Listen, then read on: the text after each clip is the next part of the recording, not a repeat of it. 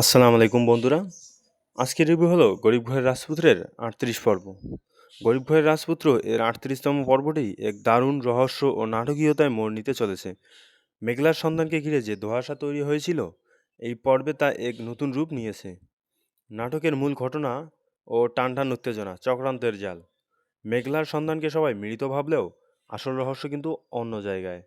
যে ধাত্রী মহিলা মেঘলার প্রসব করিয়েছিলেন, তাকে মোটা অঙ্কের টাকা দিয়ে নিজের দলে টেনে নিয়েছে বৃষ্টি এবং অনিকের চাচা। তাদের মূল পরিকল্পনাই ছিল বাচ্চাটিকে গোপনে সরিয়ে ফেলা, সবাইকে মৃত বলে জানিয়ে দেওয়া। অনিক ও মেঘলার সন্দেহ।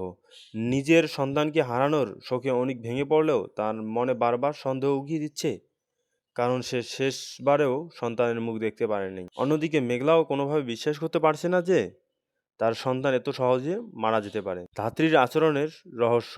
ধাত্রী মহিলা সন্দেহজনক আচরণ পরিস্থিতিকে আরও জটিল করে তোলে। এক পর্যায়ে তিনি সত্য গোপন রাখতে না পেরে মানসিকভাবে ভেঙে পড়ার ইঙ্গিত দেন। শেষ দৃশ্যের চমক।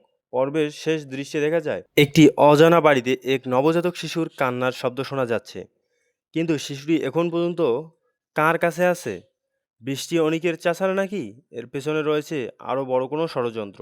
এদিকে ধাত্রী মহিলা গোপনে কাউকে ফোন করে কাঁদতে কাঁদতে বলতে থাকেন, আমি আর এই সত্য লুকিয়ে রাখতে পারছি না, যা করেছি টাকার লোভে করেছি। ঠিক তখনই তার পেছনে এক রহস্যময় ছায়া মূর্তি এসে দাঁড়ায়। আপনারা কি মনে হয়, যদি এই রহস্যের পর্দা ফাঁস হয়, তবে নাটকের গল্প সম্পূর্ণ নতুন একটি মোড় নেবে? ধাত্রী মহিলার পেছনে এসে দাঁড়ানো ছায়ামূর্তিটি আসলে কার?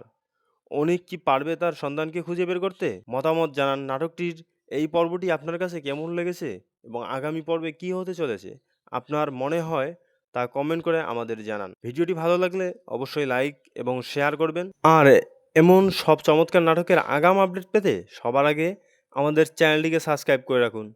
সো বন্ধুরা, ভালো থাকুন, সুস্থ থাকুন, খোদা হাফেজ।